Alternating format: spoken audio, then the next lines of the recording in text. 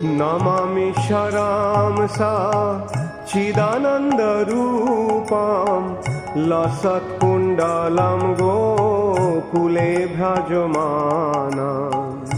हरे कृष्णा। मैं नेहा आप सभी का बहुत बहुत स्वागत करती हूँ। सभी को कार्तिक मास की ढेर सारी शुभकामनाएं। आप सभी जानते हो कि कार्तिक मास शुरू हो चुका है, तो चलिए इस वीडियो में हम देखते हैं कि कार्तिक मास को सर्वश्रेष्ठ मास क्यों माना जाता है। कार्तिक मास में हमें ऐसी क्या छोटी छोटी सेवाएं करनी चाहिए जिससे भगवान प्रसन्न होते हैं और उन सेवाओं के करने से हमें क्या लाभ मिलता है। तो चलिए इस वीडियो को हम जल्दी से स्टार्ट करते हैं। वीडियो को एंड तक जरूर देखिएगा क्योंकि मैं 5 सिंपल सेवाएं बताऊंगी जो आपको कार्तिक मास में रोज करना है और उनसे आपको जो फायदे मिलेंगे वो भी इस वीडियो में मैं बताऊंगी। तो चलिए वीडियो को स्टार्ट करते हैं।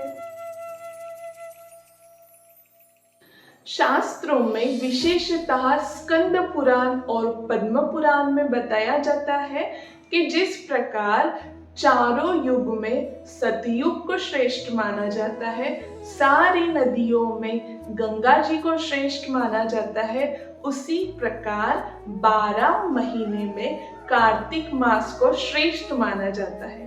कार्तिक मास ये भगवान को सर्वाधिक प्रिय है, इसीलिए कार्तिक मास में हम जो भी छोटी छोटी सेवाएं करते हैं उनका हमें अनगिनत लाभ मिलता है और इस माह में हमारी छोटी छोटी सेवाओं से हम भगवान को प्रसन्न कर सकते हैं।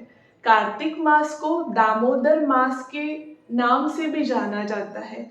दाम यानी कि रस्सी और उदर यानी पेट। इस मास में दामोदर लीला भगवान ने की थी जिसमें यशोदा मैया ने कृष्ण भगवान को रस्सी से उखल को बांधा था, जिसे दामोदर लीला कहा जाता है। इसीलिए कार्तिक मास को दामोदर मास के रूप से भी जाना जाता है। कार्तिक मास में जो भी सेवाएं हम करते हैं उनसे हमें जो लाभ मिलता है वो अन्य मास में किए गए पुण्यों से सर्वश्रेष्ठ माना जाता है। क्या आप जानते हो कार्तिक मास को इतना विशेष क्यों माना जाता है? क्योंकि इस महीने में बहुत सारे त्योहार आते हैं, जैसे कि नरक चतुर्दशी, धनतेरस, साल का सबसे बड़ा त्योहार जो कि है दीपावली, वो भी कार्तिक मास में ही आता है। और भगवान श्री कृष्ण की लीलाओं में से गोवर्धन लीला, दामोदर लीला, बहुलाष्टमी, गोपाष्टमी, तुलसी शालिग्राम जी का विवाह और देव उठनी एकादशी, इतने सारे पर्व कार्तिक मास में ही आते हैं। तो हुआ ना कार्तिक मास स्पेशल। शास्त्रों में बताया जाता है कि कार्तिक मास में हमने ज्यादा से ज्यादा दान देना चाहिए, ज्यादा से ज्यादा भगवान के नाम का जप करना चाहिए, तीर्थ यात्रा को जाना चाहिए, तुलसी महारानी की सेवा करनी चाहिए, दीप दान करना चाहिए। इस प्रकार की अनेक सेवाएं करके हम भगवान की कृपा को प्राप्त कर सकते हैं। तो चलिए अब देखते हैं कि कार्तिक मास में हमें क्या सेवा करना है। नंबर 1, हमें ज़्यादा से ज़्यादा हरे कृष्ण महामंत्र का जप करना है। भगवान का नाम स्मरण हमें कार्तिक मास में जितना ज़्यादा हो सके उतना करना है। दूसरी सेवा हमें ये करनी है कि सूर्योदय से पहले ब्रह्म मुहूर्त में उठकर स्नान करना है और मंदिर में जाकर भगवान के दर्शन लेना है। तीसरी महत्वपूर्ण सेवा है दीपदान। घी के बाती में भिगोए हुए दीप को हमें भगवान को अर्पित करना है और एक चीज़ का ध्यान रखना है कि हो सके तो मिट्टी के नए दीपक ही यूज़ करें और भगवान को आप सुबह दीप ऑफर कर सकते हो, शाम में भी कर सकते हो और चाहे तो आप दोनों टाइम भी भगवान को दीप ऑफर कर सकते हो। चौथी सेवा जो हमें कार्तिक मास में करना है वो तुलसी महारानी की है। तुलसी महारानी को रोज़ हमें जल चढ़ाना है और दीप उन्हें अर्पित करना है। और पांचवी सेवा, रोज़ हमें श्रीमद् भागवतम और भगवद गीता के एक श्लोक का पठन करना है। हमने सेवाएं क्या करना है वो तो देख ली, अब चलिए इन सेवाओं के करने से हमें लाभ क्या मिलेगा वो देखते हैं। शास्त्रों में ऐसा वर्णित है कि कार्तिक मास में भगवान के नाम की एक माला यदि हम जपते हैं तो हमें 1000 गुना फल प्राप्त होता है।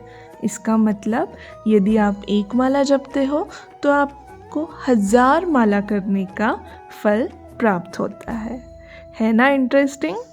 यदि कार्तिक मास में हम तुलसी महारानी को दीपक अर्पित करते हैं तो हमें 100 गो दान करने का फल प्राप्त होता है। तीसरा, यदि हम कार्तिक मास में भगवान के मंदिर की परिक्रमा करते हैं तो एक कदम पर हमें एक अश्वमेध यज्ञ करने का लाभ प्राप्त होता है। चौथा, कार्तिक मास में हम यदि भगवद गीता या श्रीमद् भागवतम के एक श्लोक का पठन करते हैं तो हमें सारे पुराणों को पढ़ने का लाभ प्राप्त होता है। कार्तिक मास में दीपदान का विशेष महत्व है। हमें रोज़ भगवान को एक दीपक अर्पित करना है। यदि हम भगवान को एक दीपक अर्पित करते हैं तो हमारे करोड़ों करोड़ों जन्मों के पाप नष्ट हो जाते हैं। बहुत ही सिंपल है। मैं आप सभी से रिक्वेस्ट करूँगी कि प्लीज़ भगवान को रोज़ कार्तिक मास में दीप अर्पित कीजिए। कार्तिक मास में ब्रह्म मुहूर्त में उठकर स्नान करने से हमें सारे नदियों, सारे तीर्थों में स्नान करने का लाभ मिलता है। आप जल्दी जल्दी दामोदर भगवान को दिया ऑफर करो। हैप्पी कार्तिक, हरे कृष्णा। आप सभी ने देखा कैसे कार्तिक मास में हम भगवान की छोटी छोटी सेवाएं करके उनकी कृपा प्राप्त कर सकते हैं। इस वीडियो को मैं कार्तिक मास शुरू होने से पहले ही अपलोड करना चाह रही थी, पर काफ़ी सारी सेवाएं चल रही है उस वजह से थोड़ा लेट हुआ है। पर कार्तिक मास के जो दिन शेष है इसमें भगवान को रोज़ दीपक अर्पित कीजिए।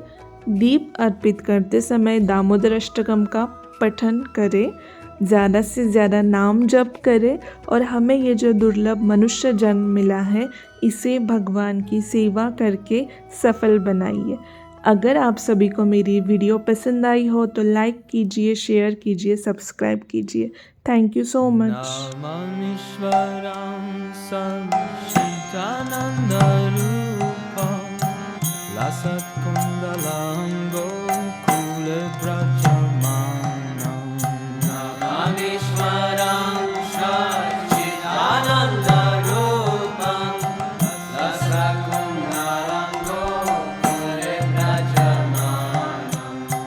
Yashoda Hare